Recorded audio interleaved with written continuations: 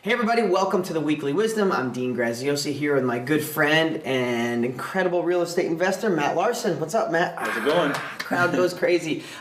If you're new to us, Matt Larson is a machine shop worker, bought my book 7 years ago, and now one of the best real estate investors I know. He's done over thousands of deals, and my office is back there, and Matt's office is right there, and Matt's assistant's there, and mine's over there.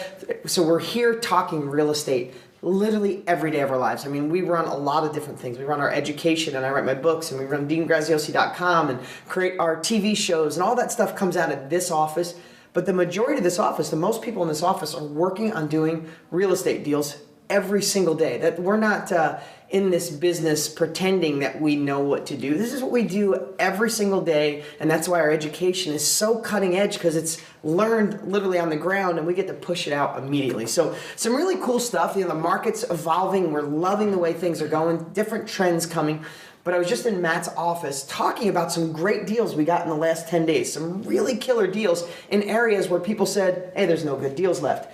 And one of the things I thought would be really powerful, and I'm going to let Matt cover it, is negotiating and getting deals cheaper than what you think you can. So many people I talk to, Matt, you too, when you used to be out on the road training my students, right? Matt helped forge the whole in-house mentor. Matt was my first student turned trainer, I don't know, 5-6 years ago? Yeah. And now, we've had so many and thousands of appointments sent in and so many successful students, but Matt helped me pioneer that.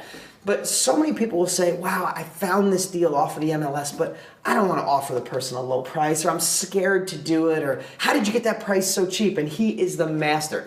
There is zero emotion. He's not out to hurt anybody. He wants to make it a win-win. But Matt is the absolute master at getting the most reduced price possible. And how I know it's replicatable, because you might say, well, Matt's Matt, right? He's an above average guy that rocked it. But his assistant, Amanda, I could see her from where I'm sitting, is doing most of your negotiating now. I have her do 100%. I mean, I'll coach her sometimes when she comes as a question, but 95% of the offers come directly from her following the lead sheet that we provide, and then her making the offer. Yeah, isn't that amazing? So what we've realized is, and him and I just had this conversation, when you take the emotions out of it, Amanda is just doing what Matt asked her to do, right? You were saying before, she doesn't overthink it. She doesn't get her heart involved. You just say, hey, this house, they're asking 100 grand, try to get it for 25 grand. I mean, literally this week you picked up some that were, it blew my mind. I was thinking we'd get them for 50 grand or whatever. The number was about 50. You got them for 25. And I said, good job. You're like, it really wasn't me. It was Amanda. So I just thought it'd be really important today to share that with you on how Matt teaches others and how he personally negotiates to get the best deal possible. Yeah, and one thing I want to mention too is when I, for example, Amanda's my assistant. I also have Christine in the other room. She's in a different, she negotiates for a different part of the country. But Amanda covers 2 areas. And one thing to remember, she's looking at it, she works for me. It's a job for her. So she just simply does what I pay her to do. Whereas, so when I tell her, hey, I know they're asking $50,000 on this house, but I want you to offer $25,000. To her, it's her job. That's what she does. She has to push the fear aside and just say, I'm going to make the offer. All the students out there need to do the same thing. Just pretend it's your job to make that offer. Stop thinking it, what if they yell at me? What if they're mad? What if they say no? Whatever it is. And just make the offer and kind of go from there. That's a great point. And there's a process. It's not just, they want 50 grand. I'm going to say, hey, take 25 or beat it, right? There's a process, and I think that'd be great for you to go over that. Yeah, I'm going to jump up on the whiteboard and let's just talk some of this through. Okay, and one thing I want to mention to everybody is as I go through this deal, now these deals are actually off-market deals.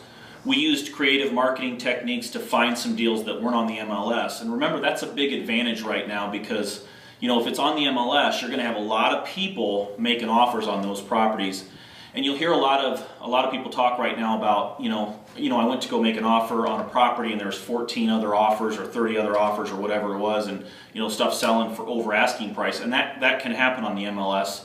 Although I still buy a lot of properties from the MLS, so does Dean, so do a lot of students. If you use the 25-to-1 correctly, you'll always be able to pick deals there. But what we're saying is if you get a deal that's not listed on the MLS, you have a lot less competition and you can generally get those houses for a lot less money. So that being said, I want to go through, we have a lead sheet that we use to track every single deal as we're trying to put the numbers together. But this lead sheet also talks about, or basically kind of walks you through the steps on how to negotiate. So I'm going to go through this briefly, and then we'll talk about a couple of deals that we actually got accepted this week.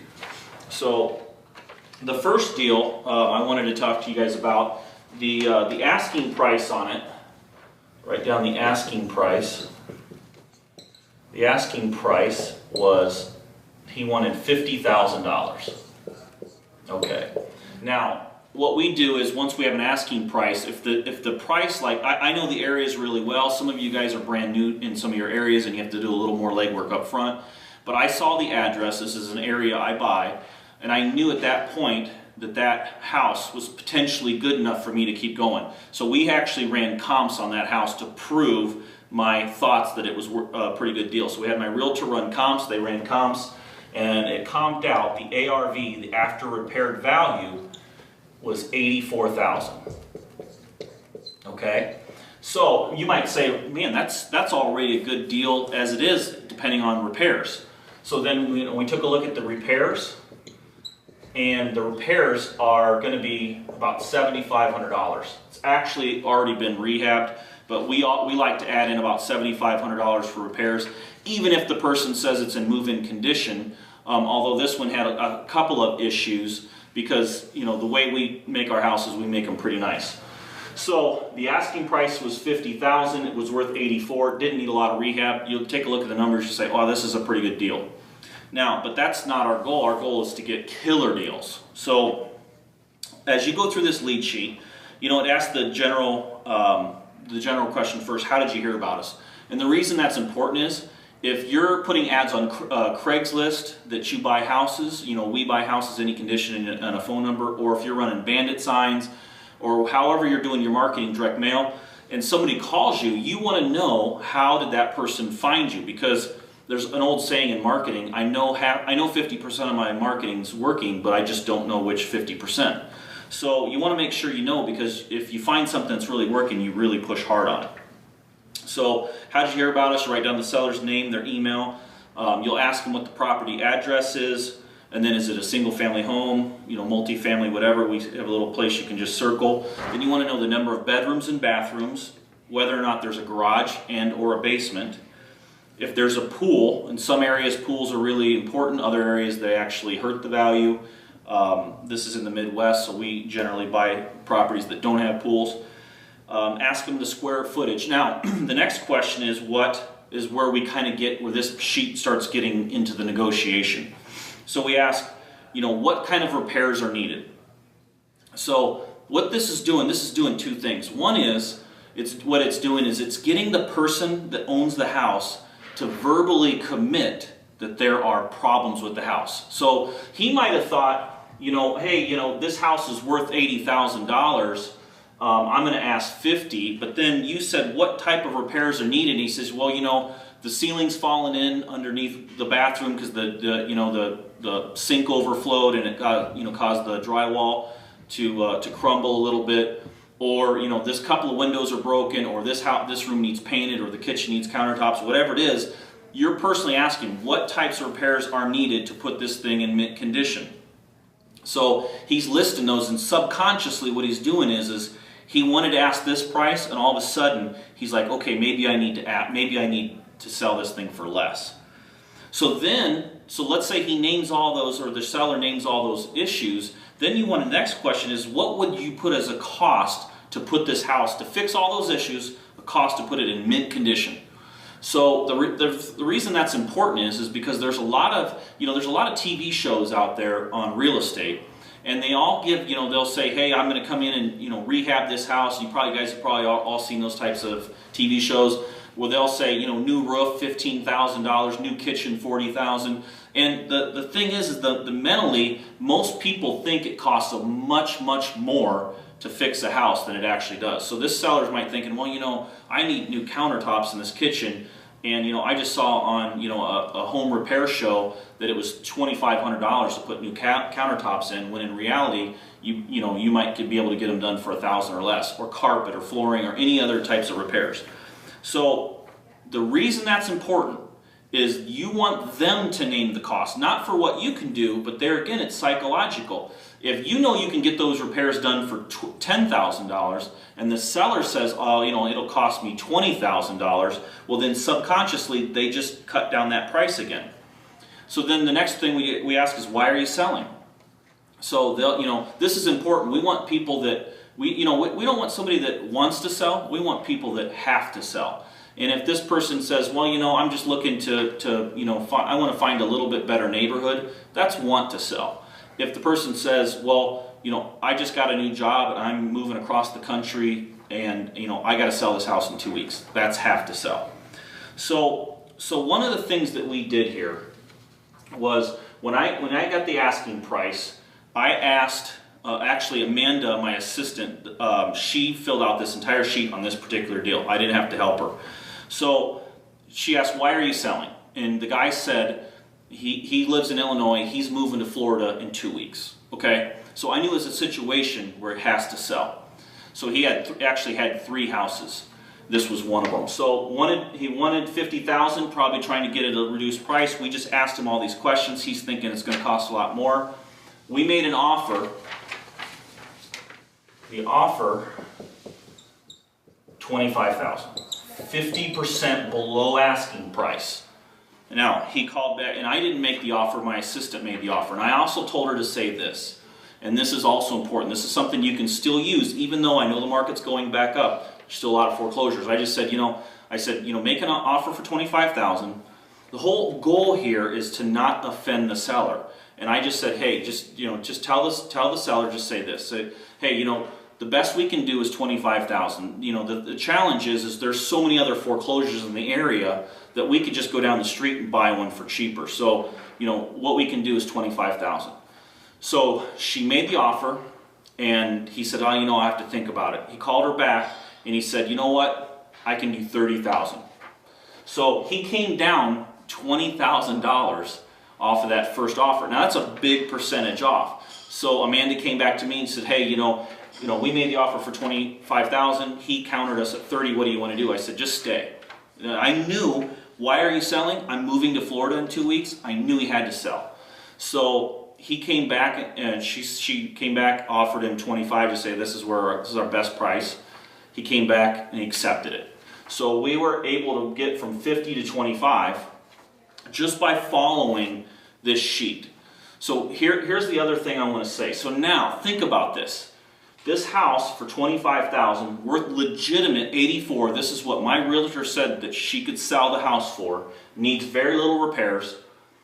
There's several different things we could do. I could, say, what, I'm just going to wholesale this house, mark it up 20 grand, because all the foreclosures in the area, you hear Dean and I always talking about the highs and the lows. All the foreclosures in this area, and this is a really important number, the REOs in this area sell for $45,000 minimum and higher.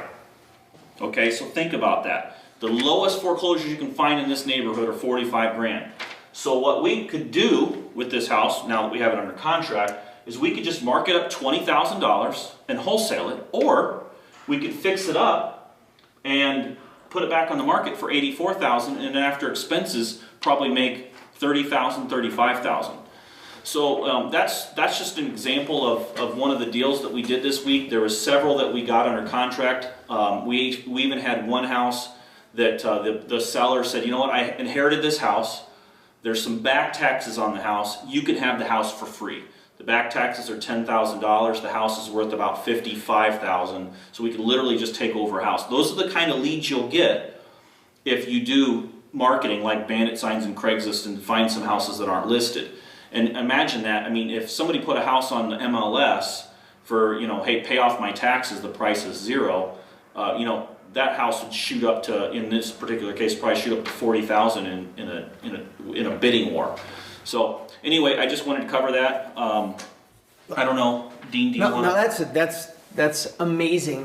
The thing is, what I love too is one of the other things. So here's what I'll do. I'm digressing. This lead sheet that Matt created, that Amanda uses, and we teach students all over the country. If you're in our advanced education already, you probably have it. If not, at deangraziosi.com, you might be watching on YouTube or on iTunes, but at deangraziosi.com, I'll put a link below the video so you can have this lead sheet and use it. You know, one other thing I love too is asking them how much they owe on the house, right? If you years ago, if this person owed 40 grand on that house, could Matt have gotten it so cheap? Absolutely not. You need to find people that owe a minimal amount or nothing. And one of the questions I love that you converted years ago is, instead of saying how much do you owe, that could offend somebody, you say to someone, would you be willing to take what you owe on the property? And in most cases people say, no, I don't owe anything. Boom, that's another positive. So remember, when you negotiate, if you make it a system and take the heart out and do it with your mind in a process, like Amanda does, like Christine does, like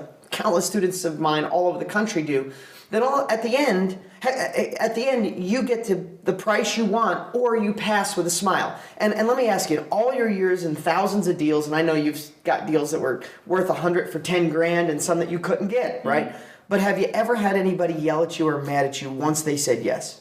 No, in fact, never. I've always had people where I'll buy a house that's worth 80. Let's say I'll get it for 20,000. I a lot of times will get an email or a phone call after the sale's done and it's closed. Thank you for buying. Right, because here's the thing: some people may want $2 in 2 years, or $2 in 9 months, where someone else is just as happy taking $1 today. Sometimes time is worth a lot to people. Like here, this guy was moving to Florida. If he wanted to put it on the MLS, maybe he would have got his 50, but he wanted to sell it today because he was leaving in 2 weeks and didn't want the past to come along with him. So guys, this is such an important lesson. It's so powerful. I know we made this video long today, but I think I know how strong it is. There's still great deals. We're buying these deals in areas where people are saying there's no good deals left. So get on your creative marketing, use this lead sheet. There'll be a link at deangraziosi.com. And lastly, if you're watching us from iTunes or on YouTube, make sure you go to deansfreebook.com. That's deansfreebook.com, and go get my latest book. It's not a special report. I'm a multiple New York Times bestseller. I've sold over 1 million books, changed lives. This is my latest book. It's super powerful. You get it for free, deansfreebook.com. And lastly, if you're at deangraziosi.com, if not, go visit it. Not only do you get the lead sheet, we still have, I do a once-a-year event down here in Phoenix, Arizona. It's called The Edge. Matt presents there every year, and not only Matt, but about 10 of our top students come and share these types of strategies that they're using out on the road, changing their lives right now. They were once like you, thinking about it. Now they're doing it, from all different occupations, from stay-at-home moms to Disney execs that quit. It sells out every year because we put it in the same size room, only 275 people. We're literally full. We always have a couple people who cancel last minute. So if you'd like to get that event at deangraziosi.com, I'll put a link below where you can secure a ticket before they're gone. This is probably the last time you'll ever hear me talk about The Edge, because literally there's only a couple tickets left, and we're guessing some people won't show up. I guess the airlines do the same thing too, right? When they're overbooked, hopefully we won't be overbooked. So if you have any desire to get to The Edge, click and reserve your tickets. If not, grab this lead sheet and get out there and make money in today's real estate market. Whew, that was a long one, but powerful. Can't wait to talk to you next week. Take care.